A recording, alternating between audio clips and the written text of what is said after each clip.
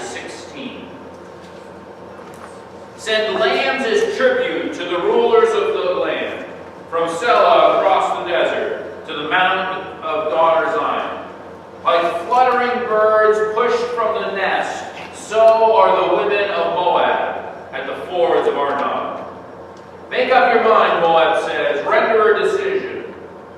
Make your shadow like night at high noon. Hide the fugitives, do not betray the refugees. Let the Moabite fugitives stay with you. Be their shelter from the destroyer. The oppressor will come to an end, and destruction will cease. The aggressor will vanish from the land. In love, a throne will be established. In faithfulness, a man will sit on it. One from the house of David, one who in judging seeks justice and speeds the cause of righteousness. We have heard of Moab's pride. How great is her arrogance, of her conceit, her pride and her insolence, but her boasts are empty. Therefore the Moabites wail, they wail together for Moab, lament and grieve for the raisin cakes of Kir-Haresh. The fields of Heshbon wither, the vines of Simba also. The rulers of the nations have trampled down the choicest vines, which once reached Jazer and spread toward the desert. Their shoots spread out and went as far as the sea. So I wept as Jazer weeps for the vines of Simba, Heshbon, and Eleazar. I drench you with tears. The shouts of joy over your ripened fruit and over your harvests have been stilled. Joy and gladness are taken away from the orchards. No one sings or shouts in the vineyards. No one treads out wine at the presses, for I have put an end to the shouting. My heart laments for Moab like a harp, my inmost being for Kir-Haresh. When Moab appears at her high place, she only wears herself out. When she goes to her shrine to pray, it is to no avail. This is the word of the Lord has already spoken concerning Moab. But now the Lord says, within 3 years, as a servant bound by contract would count them, Moab's splendor and all her many people will be despised, and her survivors will be very few and feeble. May the Lord bless the reading of his word and guide my mouth. I speak the message that I prepared, that it be his message, not my message, and his will might be done, not mine, that he might receive glory and honor, not I. And all those with ears might hear the words of the Lord. Amen. Amen. When we think about the prophets and the prophetic role, we have a couple of different ways that we can go. Sometimes we think about somebody, sort of fortune telling at a carnival, who's trying to impress you in order to get more money from you or something. That's not the role of the biblical prophets. A better way to think about the biblical prophets is more like a parent saying to you, if you keep leaning back in that chair, you're going to fall over. And then what happens, right? You're leaning on the chair, and you fall back over, and you hit your head and you start crying. And mom or dad goes, told you so. Right? You keep doing this, you're gonna run into some problem, and that's what the biblical prophets are doing. They're speaking to Israel and they're correcting them. They're saying, listen, you think everything's hunky-dory, but what you're doing is going to lead to death and destruction. You have these problems, and so the people of Israel hear that like a kid.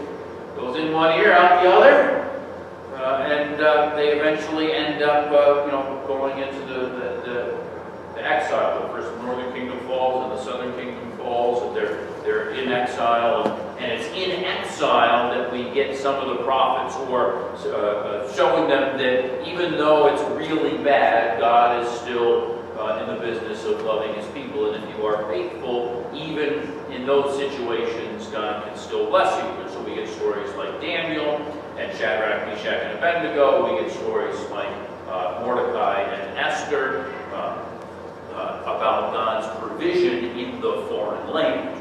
But Isaiah is the parent before the fall, as it were, before the leaning back and whacking their head. And so he's preaching to a people trying to correct them, trying to get them to turn their ways.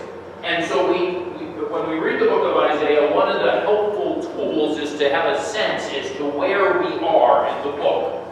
And what scholars refer to as first and second Isaiah.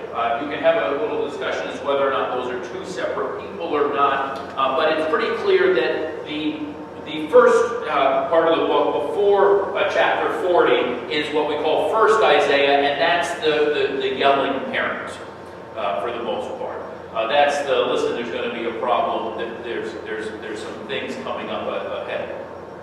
And after that, you get second Isaiah, which is the comforting parent. All the words of hope and joy and promise are in that second part. And it's generally understood that those are given to the people after they've gone into exile. Again, sometimes if you're watching parents, one minute they're yelling at the kid, and the next minute they're hugging them, loving them, and you're like, is this the same parent? Yes, it is, because it's a different situation. You don't yell at somebody who's hurting. You comfort them, even if you did tell them that they were going to get hurt.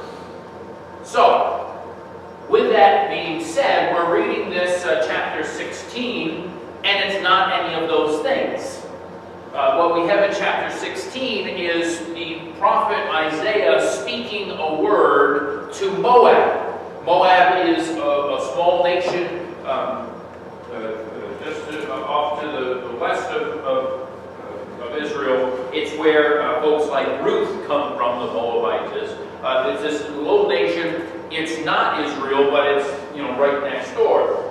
Now that's an interesting thing to be in the warning parent part of Isaiah, to have this text. And so as I've been reading it and thinking about it and reading, and really it's got some really lovely language and beautiful poetry that goes into here. I mean, the phrase, where was it?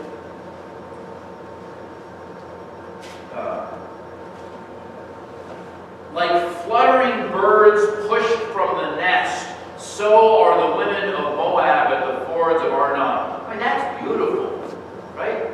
You ever walk along, maybe through the woods or in a park where there's pigeons or something, and you get to a certain point, all these birds fly up and they're making all this noise. You get this lovely picture of these women who are fleeing Moab, these refugees, and they're just like fluttering birds. That's some fantastic poetry. You get all this description about the vineyards and the harvest festivals, and it's instead of it being this big party, it's all quiet. You remember a couple of years ago when there was no snow, and so Okemo was way down in terms of his visits. You'd go to Ludlow, and there would be nobody parked on the sides of the road, and as you went, all the restaurants and everything were empty. That's sort of the picture of all these vineyards and harvest. Because when you're having a harvest festival, it's a rowdy time, especially if one of the things that you're making is wine. It's a rowdy party. Probably there's pictures of rowdiness and stuff with spring break going on and such. Instead of that, it's silent. It's quiet. I mean, that's a striking mind picture of poetry here that we get. This is what the punishment is going to look like. But remember, this is this little other nation. It's not Israel that Isaiah is speaking about. So we have to then process a little bit. One of the things I think is that the Israelites are in a society that, although it knows God and pays lip service to God, it has sort of lost its way in terms of trusting in God to provide. It's lost its way in terms of having a connection between their faith, their practice of their faith, and how that plays out in society, so that you have all sorts of oppression of the poor and the widow and the orphan. You have all these miscarriages of justice. We read the psalm about when in judgment he searches for justice. So many times was the Dylan line in the halls of justice, the only justice is in the halls. So many times we can see throughout history that the systems and the things that should be accomplishing something don't. And so in ancient Israel, although they speak godly language, they're not living godly lives. And so the prophet is trying to get them to recognize that this pattern is going to lead them to destruction, and it does.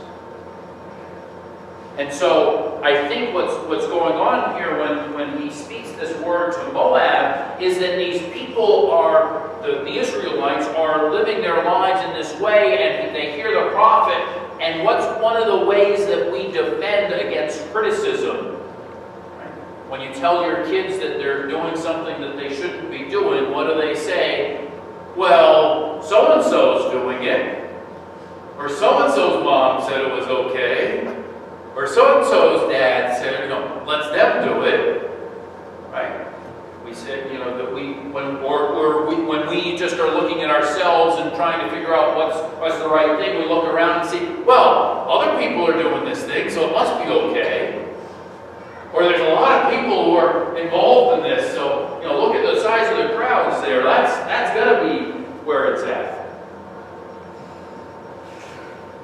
They're pointing to Moab, this little nation on the outside, who is sending its refugees to them. This Moab is trying to cozy up to them. And they're saying, oh, well, we must be doing something right because there's all sorts of people who want to join with us. So God, through the prophet Isaiah, speaks this word against Moab and says, it's not all hunky-dory. I think it's fascinating. Verse 9, Isaiah says this, so I weep, as Jazer weeps for the wines of Heshbon. He says, I cry, I weep over these. We always think about Jeremiah being the weeping prophet, right? Because he cries over the destruction of Jerusalem. Isaiah is weeping for Moab. Instead of looking at this, this little younger brother who's doing the wrong thing, and this little nation that's latched on to Israel and going along, he says, this is foolish. This is terrible. It's not a sign of success and popularity. It's a sign of foolishness. And so I weep. Sometimes we see someone doing something that we know is going to be terrible. Nothing we can do about it. And so we weep. We have compassion for them, we care for them, but we just can't do anything about it. He weeps for Moab, and like I said, he lays that striking picture of all this. If it was a movie, you'd have these screenshots of all these vines and things withering and nobody there to harvest, nobody there to celebrate, all these places that should be busy, and in rolls the tumbleweed. Instead of having shouts of joy and success, they have shouts of anguish, pain.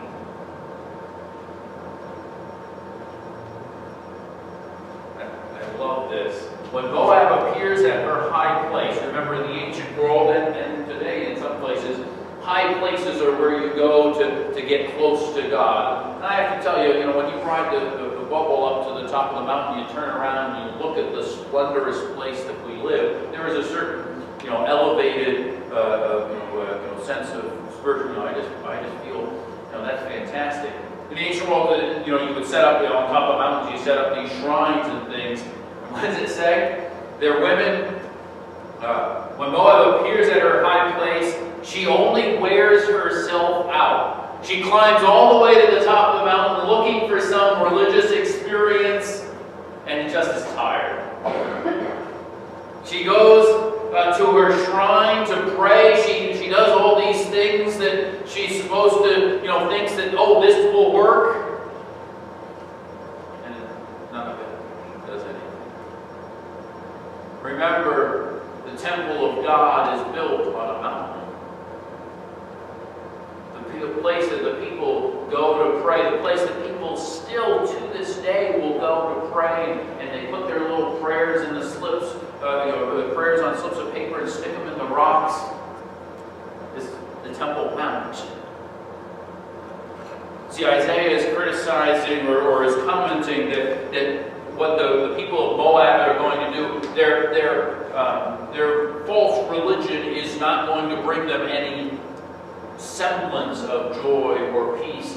How much more so do the people of Israel who are hearing him deliver these words look at their own lives and say, boy, that's the same thing that's happening to me. I make that aliyah, I make the journey to go up to Jerusalem, and it just eats up my frequent flyer miles and costs me a lot of money, but it doesn't bring me any real satisfaction. See, I think he's speaking to Moab, but he's also still speaking to Israel. Because of this, I think he's still speaking to us. One of the things that we should always remember when we read the prophets is that Israel's history, both its successes and its failures, is the church's history, and it's our history. The people of God have all these ups and downs and times that they forget lessons that they had already learned the hard way. And so does the church. And so do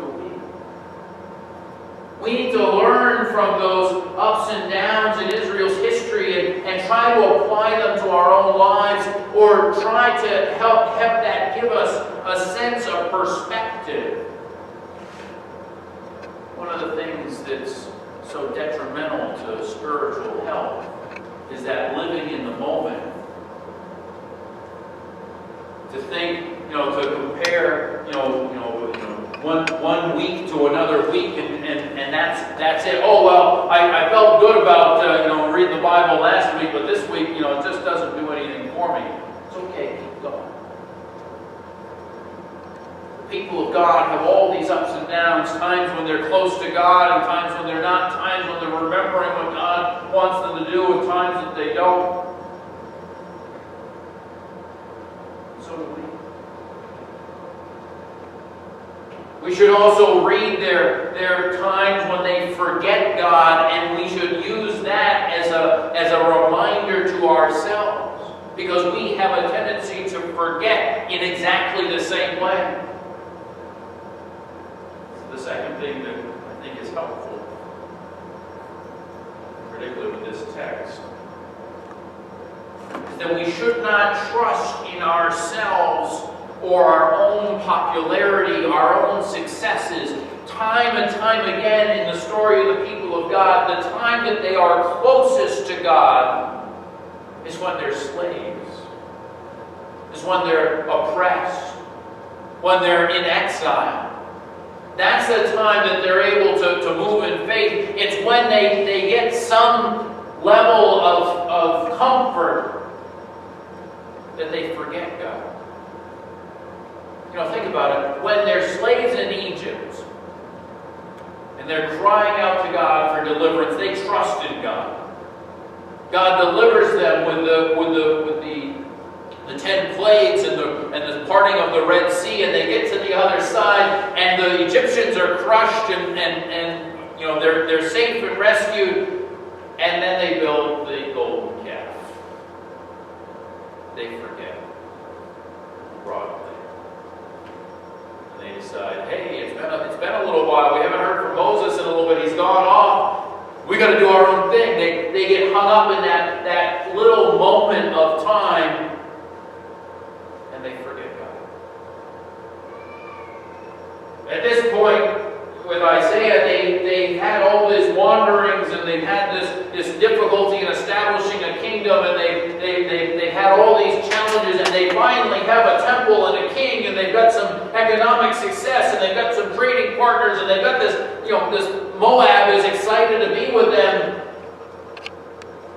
And they fail to remain faithful to the God of Abraham, Isaac, Jacob, Sarah, Rebekah, Rachel, and Leah. They fail to be faithful to the God who has blessed them and provided for them and given them all of the success. They just start resting on it.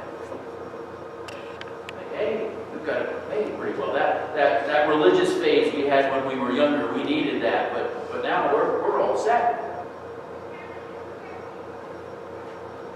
And not only are we all set, but everybody else thinks so too, because they want to hang out with us.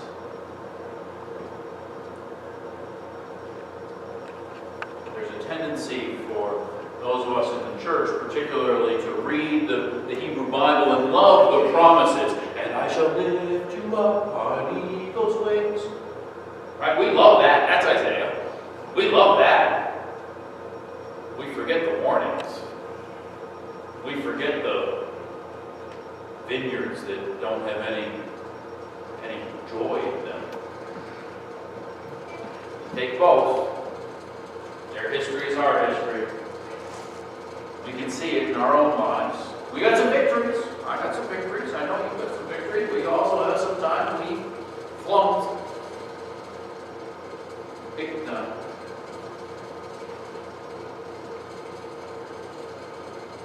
Don't trust in ourselves or our popularity.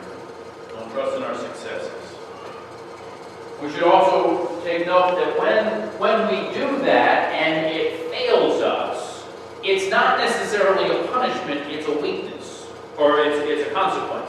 When we trust in something that is inherently weak, like this is when we trust in something that's inherently weak and it breaks, it falls apart, that's not, God sticking it to us. That's us, reaping what we've sown. I saw a picture about there was a car up on a jack, and the tie rod, the thing that attaches the wheels to the axle, was a stick. Some duct tape on the ends. That's a good fix.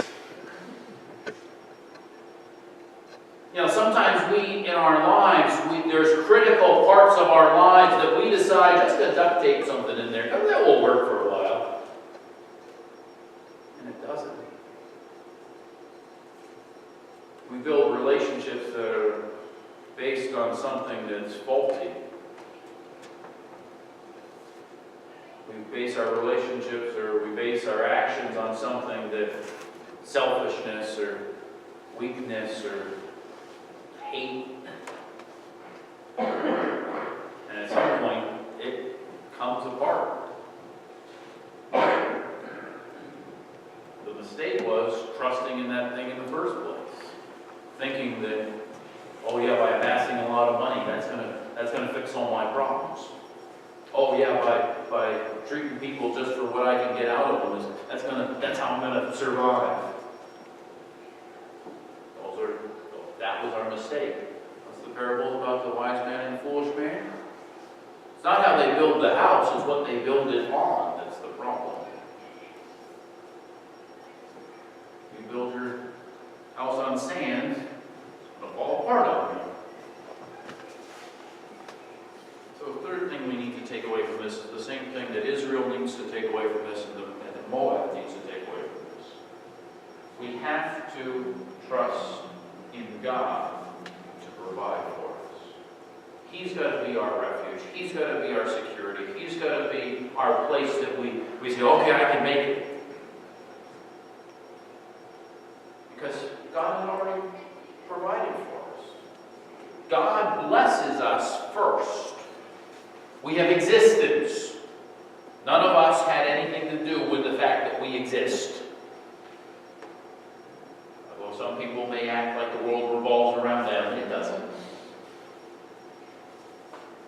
God blesses us with existence. He blesses us with life. He blesses us with all sorts of things. We may say, Lord, I would have rather had a slightly different life. Well, okay. But that's what you've got. And there's no reason why you should have anything